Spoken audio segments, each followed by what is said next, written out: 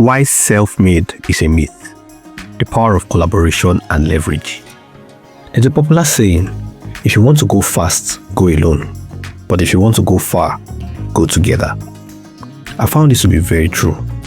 In fact, in many cases, going alone makes you even slower and much less efficient. Imagine if instead of struggling to do everything on your own, you only had to channel your energy to your core strengths. How much easier would your life be? How much faster would you move? Earlier this week, I collaborated with some friends to achieve a feat that would have otherwise been an uphill task if I had tried to go it alone. We all brought something to the table, and the overall benefit was felt by everyone. It reminded me of one powerful truth. Things move easier and faster when we collaborate. Over the years, I've worked in teams where everyone leaned into their unique abilities, and it always amazed me how much more we could achieve together. But I've also been in situations where I try to do it all by myself, and I can tell you for free, the load feels a lot heavier that way. That's the first lesson. Collaboration multiplies your results. When you bring your strength to the table and let others bring theirs, what you achieve together will always outweigh what you could have done alone. Think about it. Would you rather own 100% of $10,000 or 10% of $1 million?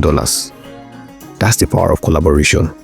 The same amount of effort, when synergized with the right people, produces exponential results. Now let's talk about the second point, leverage. Every now and then, we hear stories of self-made billionaires or very successful people who are self-made in quotes. But the truth is, there's no such thing as self-made. No one is truly self-made. Some people have access to leverage that others do not. Things like connections, family support, or valuable resources. But even those who succeed without such privileges didn't do it in isolation. At some point, they stood on someone's shoulders.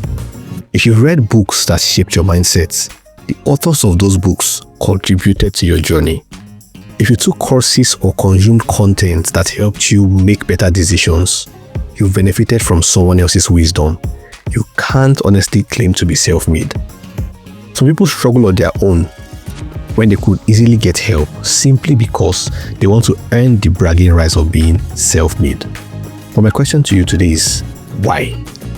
What do you gain by proving a point to people who don't care in the first place? Your desire to prove you are self-made may actually be the reason you are struggling and moving so slowly. Sometimes you need to get off your high horse and ask for help. And when help is offered, learn to receive it. There's no shame in that. When I was younger, people used to say my parents had laid a good foundation for me and that things would be easier as a result. My default response was always, I've never seen anything my parents own as mine, and that's why I work hard for myself. Looking back now, I realized that mindset can be good or bad, depending on your perspective. If it spurs you to work harder, like it did for me, great. Hard work combined with leverage surely increases your speed. It only becomes a problem when you slack off just because you had leverage and end up wasting resources and opportunities. Making it on your own when you truly had no help is a great feat and deserves respect. But struggling to do it alone just to prove a point, that's unnecessary foolishness. Don't do it. If you have access to generational wealth that can give you a head start, by all means, use it. If you have a rich uncle who believes in your dreams and is willing to put seed capital into your business, take it. If you know someone who has successfully walked the same path you are trying to walk and they are willing to mentor you, maximize it. By all means, use every leverage available to you. Because in the end, what matters is that you succeeded, not that you succeeded on your own. So here's my charge to you this week. If you have access to leverage, use it. Don't waste it by trying to prove a pointless point. And if you want to achieve something worthwhile, collaborate instead of competing. You'll go further and faster. One of the worst mistakes you can make is to compete with people you should be collaborating with. Think about your goals this week and ask yourself, who can I collaborate with to achieve this faster and better?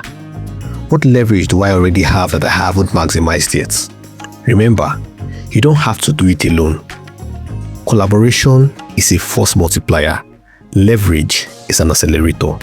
Use both. This is where we will wrap up today's notes.